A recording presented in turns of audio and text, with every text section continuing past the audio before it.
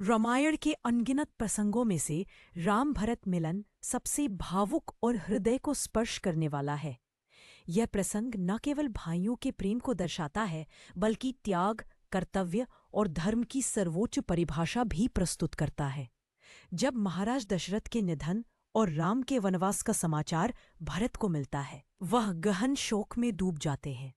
उन्हें यह भी पता चलता है कि कैकेयी ने राम को वनवास दिलाने में भूमिका निभाई है। भरत अपनी माता से क्रोधित होकर कहते हैं कि उन्होंने जिस सिंहासन के लिए यह अन्याय किया है, वह सिंहासन उनके लिए अशुभ है। वे इसे स्वीकार नहीं करेंगे। भरत निश्चय करते हैं कि वे श्रीराम को वन से वापस लाएंगे और उन्हें अयोध्या का राजा बनाएंगे। वे गुरु वशिष्ठ, मंत्री, सभासदों और अयोध्यावासियों के साथ नंदीग्राम से होते हुए चित्रकूट पहुंचते हैं। दूसरी ओर जब राम को ज्ञात होता है कि भरत उनसे मिलने आ रहे हैं, तो वे अपने भाई के प्रेम और सम्मान को समझकर प्रसन्न हो जाते हैं।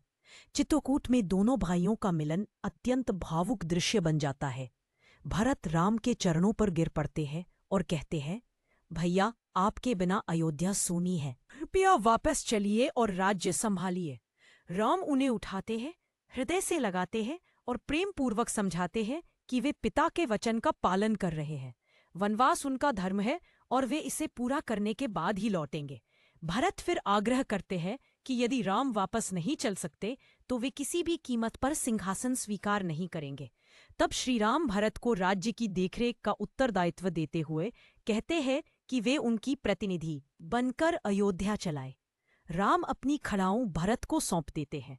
भरत उस खड़ाऊ को राज्य सिंहासन पर स्थापित करते हैं और स्वयं नंदीग्राम में कठोर तपस्या और साधारण जीवन अपनाकर यह प्रण करते हैं कि वे केवल राम के लौटने तक ही अयोध्या का कार्यभार संभालेंगे।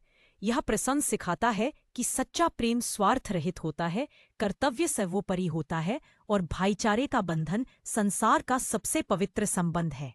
राम का धर्म, भरत का त्याग